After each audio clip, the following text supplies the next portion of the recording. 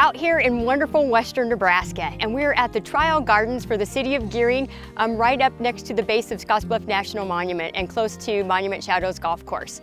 Today we're going to talk about some of the woody plants that do really well in a high and dry environment with limited care. So join me for a fun time of learning some western Nebraska plants. To the left of me right here, this is Gamble oak. This is a shrubby type oak that you can use in landscapes that use limited water. It has multi-stems and sometimes it will sucker, so you might need to train it to mind its manners a little bit. In front of me is Rocky Mountain maple. This tree has been here for about 10 years, so you can tell that it stays to a small shrubby size. Some years it does extremely well, and some years we have to cut it back to the base, but it does give us some nice fall color in the winter. To the left or to the right of me, we have Domingo Pine. It's a 5-needle pine that we are trying out here that seems to do extremely well in this high and dry environment. These pines have been here for about 5 years behind me, and they're doing extremely well with very limited water. Generally just some rainwater and maybe getting watered maybe 5 to 6 times a year. And to my far right, we've got some Wavy Leaf Oak, and that is another evergreen shrub that does really well with very limited water and care. For over 20 years, the city of Gering has had a great relationship with the Nebraska Statewide Arboretum, and we've introduced many tree species out here that we have trialed that have seemed to do extremely well, and we can share with our residents things that they should try. What we have in front of me is one of the species that the Statewide Arboretum encouraged us to try to push the envelope. This is Amur Cork tree.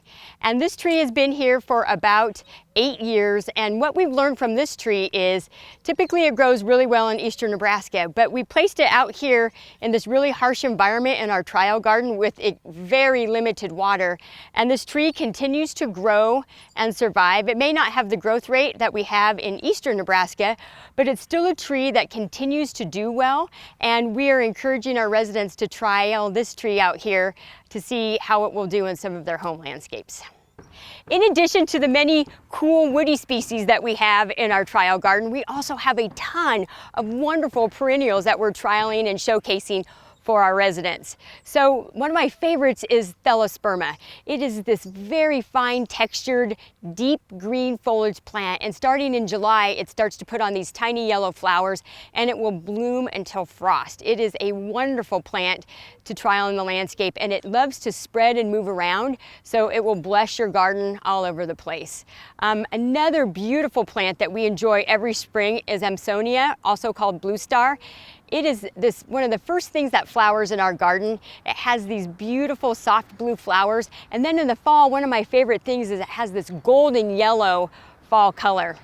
One of my favorite plants in the garden is actually one of our grasses. It's the Sandhills Muhly grass, and it is a beautiful warm season grass. When the wind blows in late summer, it flows and dances in the wind. It's one of my favorites that's right along our walkway.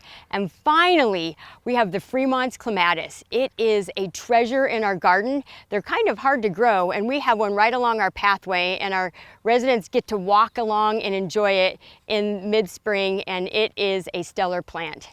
As you can see, we've got a lot going on in our garden, and we encourage our residents to come out and enjoy and learn all the different things that they can grow in western Nebraska, and to push the envelope a little bit when that opportunity presents itself.